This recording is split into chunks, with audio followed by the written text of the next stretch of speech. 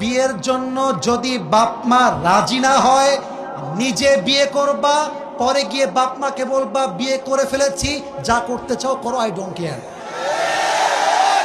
এখন অনেক মুরব্বী আমার উপরে হয়তো অভিযোগ তুলবে, হুজুর আপনি যুবকদেরকে খারাপ দিকে মোটিভেট করছেন। মুরব্বী, একদমই নয়।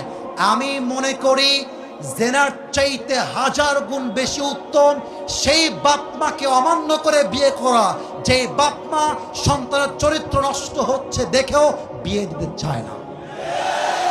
তুমি আমার বাপ, তুমি আমার মা, তুমি দেখতেছো দিন দিন আমি মেয়েদের নেশায় আসক্ত হচ্ছি, আমি পার্কে যাচ্ছি, আমি প্রেম করতেছি, মেসেঞ্জারে, হোয়াটসঅ্যাপে, হোয়াট এভার ইট ইজ, আমি নষ্ট হচ্ছি।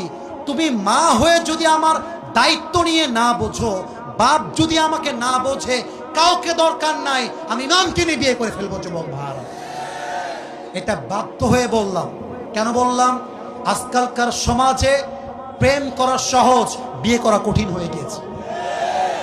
যখন বিয়ে করতে যাবেন বলবে না যে বাবা তুমি কি নামাজ কালাম পড়ো, আগেই একটাই প্রশ্ন, तुम पैसे कितने कमाते हो पहले मुझे ये बताओ।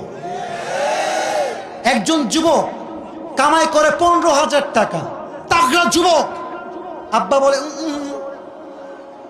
আরেকজন 50,000 টাকা বেতন, মাথায় চুল টুল কিছু নাই, টাকলা। আরে এটাই দরকার আমার যুবক ভাই, আছে না নাই? এক বাপকে যুবক বলছে, আব্বা জান এই মেয়েটাকে কার সঙ্গে বিয়ে দিলেন, इसके सर पे तो बाल नहीं है। तो अब्बा बोलছে बेटा सर पे बाल नहीं है तो क्या हुआ, जेब में माल तो है ना। তার মানে কিছু বাপের কাছে মেয়ের জামাই হিসেবে চরিত্রবান জামাই নয়, টাকাওয়ালা জামাই তাদের জন্য বেস্ট অপশন হয়ে গিয়েছে, ঠিক না বলেন? তো যুবকের জন্য প্রথম কথা, বাবা আগে বাবা মাকে বোঝাও।